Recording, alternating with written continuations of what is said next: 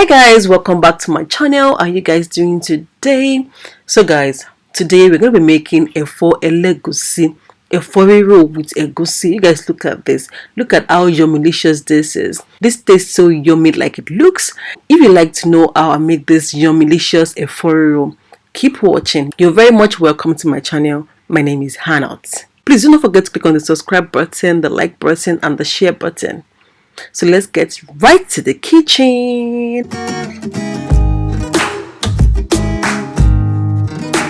So first I'm going to be introducing to you my ingredients. In here I have 3 big bell peppers and I have 2 onions. This onion doesn't have to be red onion, it can be white onion. And I also have that small tiny onions there. I'm going to be using that, like it's a leftover onion. Also I have my spinach here. This spinach was frozen, melted, and I squeezed out the excess water from it. Here I have my cow skin, and here I have my salt. I have my store cube. I'm using this one because I ran out of the one I normally use, so that is why I'm going to be using that. And then I have my meat. This meat has been boiled. It's not so meaty, it's kind of more boning. Yes, I like it that way. And here I have my palm oil. This is my mackerel. I made this mackerel myself, you guys. In case you would like to know how I make this mackerel, I'll include the link to the video in the description box so that you guys can check it out. Also, I have my egusi. This is the egusi I'll be using for this recipe. I have my meat stock. I also used locust beans, that is Riro, which is not visible here. So now I'm going to be cutting the pepper in my blender just to help my blender. You guys look at that seed. You can decide to remove it, but whenever I want to make a Efo Riro, I love to have that seed in my Efo Riro, so that is why I'm including that. So I'm just going to blend it, not too smooth, as rough as possible. Yeah.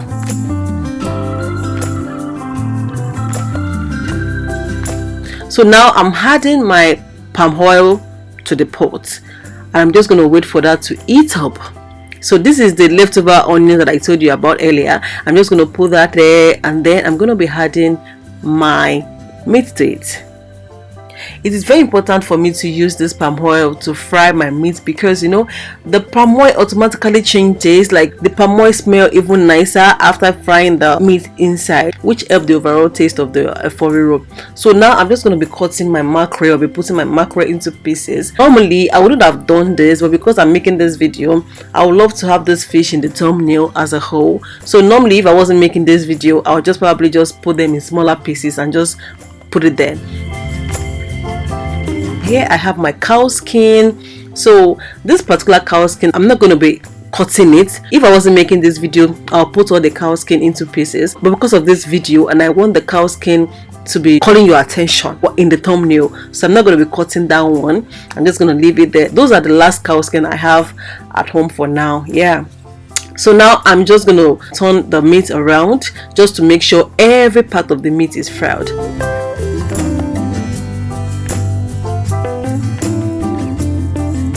So now my meat is ready. I'm just going to put that aside. You can see I'm not using tissue underneath because it doesn't matter this time, because I'm still going to put it back to my Efo Riro. So any oil that comes out of it goes to the Efo Riro and that'll be just fine. So now I'm adding my grounded pepper into the same palm oil I used for frying it, and I'm going to add my chili. I actually forgot to add my chili while blending pepper earlier. I didn't have the fresh chili, that is why I'm using this. You can try to use the fresh chili while blending your pepper. So now I'm adding my store cube, and then I had my locust beans.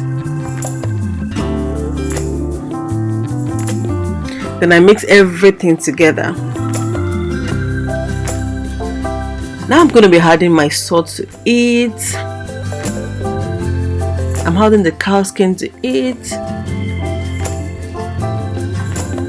I'm adding the meat to it, and I'm just going to turn everything around. So now I'm going to carefully add my fish to it. Yeah, like I said, I want this fish to remain as a whole, so I'm doing that carefully.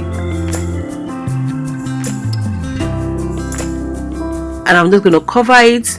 So now I'm adding my store cube to my egusi. If you don't have store cube, please feel free to use just water. But you know, there's another taste that store cube is adding to your egusi. That helps it to taste even nicer. So this is the consistency you should be aiming at. Now it is good. I'm just going to set that aside. So now I'm back to the stew. So right now I'm just going to carefully remove the fish because I'm going to start working on the stew, and I don't want the fish to get broken or to go into pieces, so I'm putting that aside carefully. So now you can see that the stew is not totally dry. So this is the time I'm going to add my egusi to it, so that by the time the egusi is frying, it doesn't get really burnt, and it has also something to make it cook. So what I'm doing here is that I'm just trying to see if I can cheat, you know, by taking some stew out to eat with my rice and see if this stew will be enough for the egusi stew. So that is what I'm doing. But I'm hoping that, okay, if the stew is not enough, I can add it back to it. But I just try to take some out and see, you know, if I can use that one for my white rice. So now I'm adding my egusi to it in pieces, and I'm just going to cover it and let it cook. You can see I did not mix it. I'm not going to mix it after adding my egusi to it. I'm just going to let it be there and cover it. So now I'm back to it. You know, you have to check it regularly just to make sure it doesn't get burnt. So while you're checking it, you don't mix it too much, don't mix it too hard. Just, you know, make sure it's not burning. So now this is the second time of me checking it. Now you can see it's kicking up a little bit, but I'm not satisfied with it yet. But now I can at least mix it to make sure that it's not burning. So I'm just going to cover it again, and I'll be back to it again. Finally, you can see that's totally kicked up, like it's now looking like, you know, egusi. This is how egusi should look after it is cooked. So looking at this, I realized that the stew won't be enough. So I decided to like add more stew to it.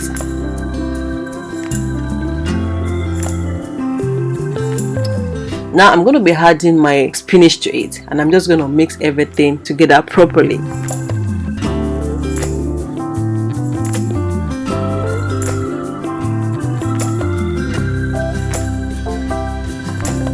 So now after everything has been thoroughly mixed, I'm just going to carefully add back my fish into it, because I know after this I'm not going to be doing any mixing again.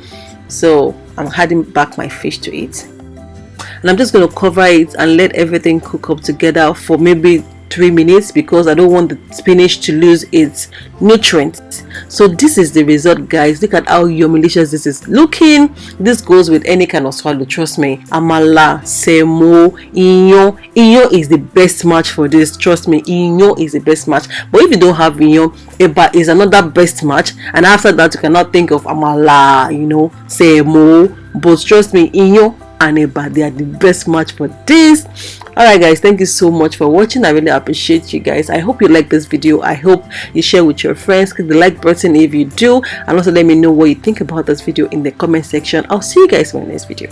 Bye.